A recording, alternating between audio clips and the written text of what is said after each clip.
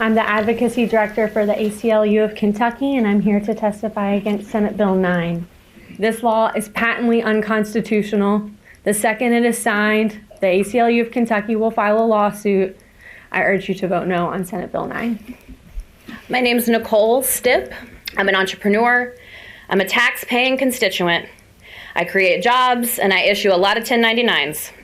And I have had an abortion. It didn't have a heartbeat. It didn't have a face. It didn't have feelings. It was a clump of cells and tissue.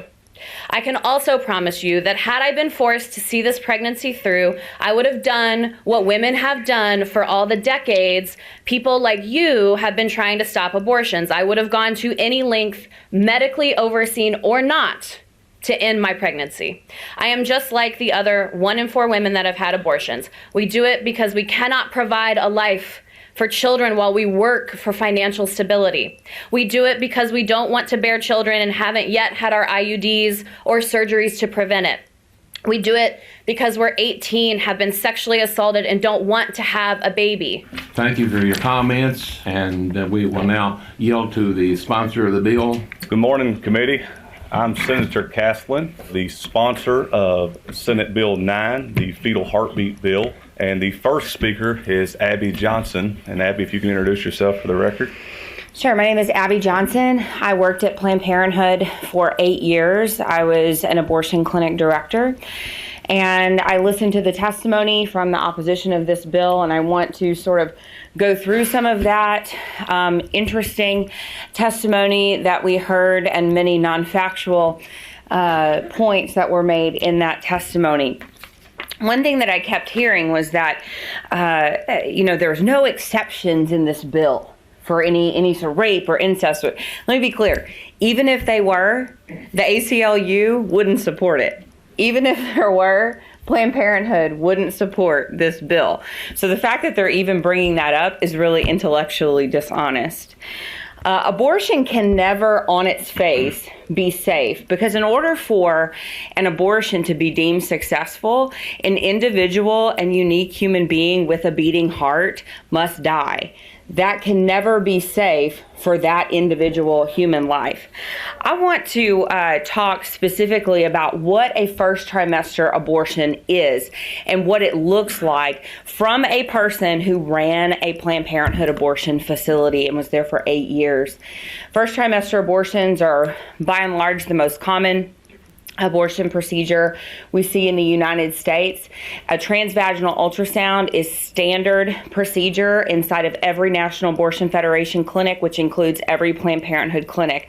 That transvaginal ultrasound is done for primarily one reason: to determine how far along the woman is in her pregnancy so that we knew how much to charge her for the abortion. After the ultrasound is performed, the ultrasound machine is rolled away. The doctor comes in, who, by the way, has no conversation with the woman before the abortion. The fact that many people say abortion should be a decision made between a woman and her doctor is laughable. There is never a time where the abortion doctor goes in, sits down with the woman, and goes over risk, alternatives, and benefits to abortion. It does not happen. The doctor starts performing the abortion. He's going to insert into the woman's uterus, into the cervix, metal dilation rods, graduated metal dilation rods. He's going to dilate the cervix enough so that he can insert something called a suction cannula. That cannula looks like a straw. It is graduated. It gets bigger depending on how big the baby is in the womb, so that the head will be able to fit through that suction cannula. He's going to insert that suction probe inside of the woman's uterus. Ultrasound guidance is not used. That is not the standard protocol inside of National Abortion Federation or Planned Parenthood clinics. He's going to take that probe and he's going to blindly poke around inside the woman's uterus until he thinks he has enough blood and tissue in a glass jar. That glass jar is going to go into a lab called the POC lab. POC in the medical community stands for products of conception. The products of conception is, of course, the baby. But you can't say baby inside of the abortion clinic. So we said POC or POC, or if the staff was feeling funny, they would say that it stood for parts of children. After all the parts were accounted for, the POC lab technician would dump everything out into a glass baking dish that sat on top of an X-ray light box, and she would reassemble the parts of the baby. Please understand me, I'm talking about first trimester abortion. Yes, there are parts. Yes, they must be reassembled. The baby is fully formed. Every internal organ is formed by 12 weeks gestation. So yes, there are parts, even earlier than 12 weeks. Once all of the parts are reassembled, that POC tech will take everything, dump it into a red biohazard Ziploc sort of bag, and those bags will go into a freezer in the POC lab that the staff jokingly called the nursery. And once a week, a biohazard medical waste company like Stericycle will come into the facility, and they will pick up all the red bags of babies where they are taken to their facility to be incinerated. That's if the abortion facility decides they don't want to just put them in their industrial size garbage disposal and grind them up and put them into the water waste treatment facilities. That is first trimester abortion. We have already heard the testimonies from the opposition calling women who are pregnant persons, because now we live in a time where people say it is not just women who get pregnant. Now apparently men can get pregnant. And that shows you just how detached from science the pro-choice side is on this issue. Fact, only women get pregnant. You gotta have lady parts to have a baby. That's science. Science also tells us that from the moment of conception, unique and individual and unrepeatable DNA is formed. That DNA is human.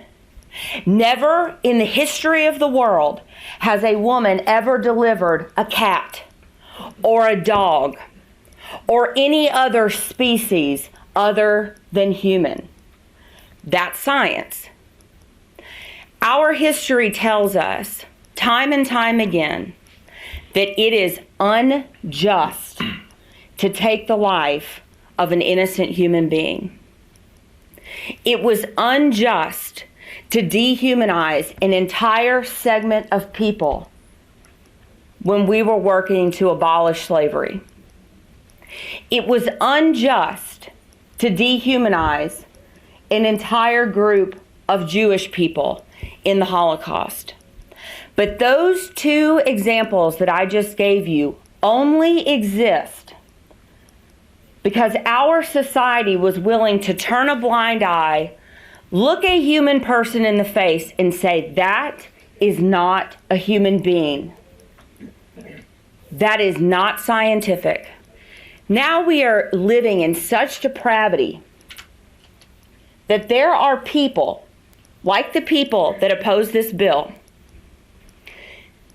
that are willing to say, I know it's a human being, I know it has a heartbeat, I know there is life there, and I know it is innocent, and I'm willing to kill it.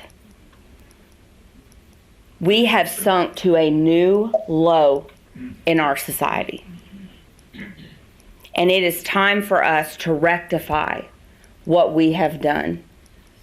So if you are a person here who has had an abortion, I encourage you to seek healing, because abortion is not normal. Taking the life of an innocent human being that is your own flesh and blood and your own DNA, it's not normal.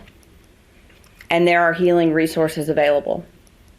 And to the people in here who work in the abortion industry, I encourage you to seek healing from a ministry called And Then There Were None. We can get you out of the industry, and we can get you into a line of work that you can actually be proud of. And to the ACLU, I can say affirmatively, we look forward to your lawsuit.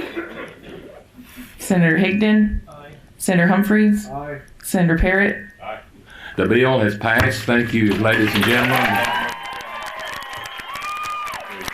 Any other comment? If not, this meeting stands adjourned.